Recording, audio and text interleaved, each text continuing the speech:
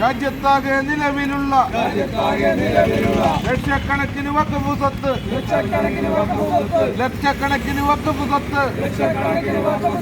നിയമത്തിന്റെ കുരുക്കിലാക്കി പിടിച്ചെടുക്കാൻ തന്ത്രം മെനയും. വഖഫ് ഭേദഗതി ബില്ല് നടപ്പിലാക്കാനുള്ള കേന്ദ്ര സർക്കാർ തീരുമാനത്തിൽ നിന്നും പിന്തിരിയണമെന്നും വഖഫ് സ്വത്തുക്കൾ അന്യാധീനപ്പെടുത്താനുള്ള എല്ലാ അവസരങ്ങളും കയ്യേറ്റക്കാർക്ക് ഒരുക്കിക്കൊടുക്കുന്ന നിലപാടാണ് കേന്ദ്ര സർക്കാരിന്റേത്.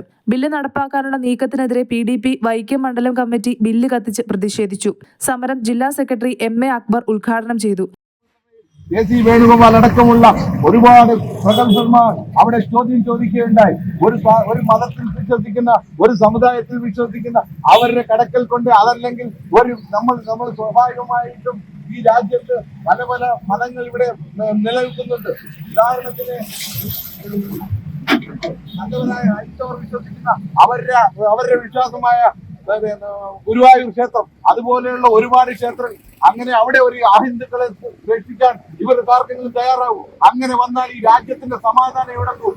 ആ രീതിയിലുള്ള ഒരു നിയമമാണ് വഖഫ് നിയമം ഇവിടെ കൊണ്ടുവന്നിരിക്കുന്നത്. ഇവിടെ ഈ വഖഫ് നിയമത്തിന് മറ്റ് മതസ്ഥരെ ഇതിനകത്ത് തിരികെ ഈ മതസ്വാതന്ത്ര്യം ഈ രാജ്യത്ത് നേർക്കുവാൻ വേണ്ടി മണ്ഡല സെക്രട്ടറി സലീം വൈക്കം, സിയാദ് വൈക്കം, നസീർ KP, ഹാരിസ് നിയാസ്, കബീർ ചെമ്പ തുടങ്ങിയവർ സംസാരിച്ചു.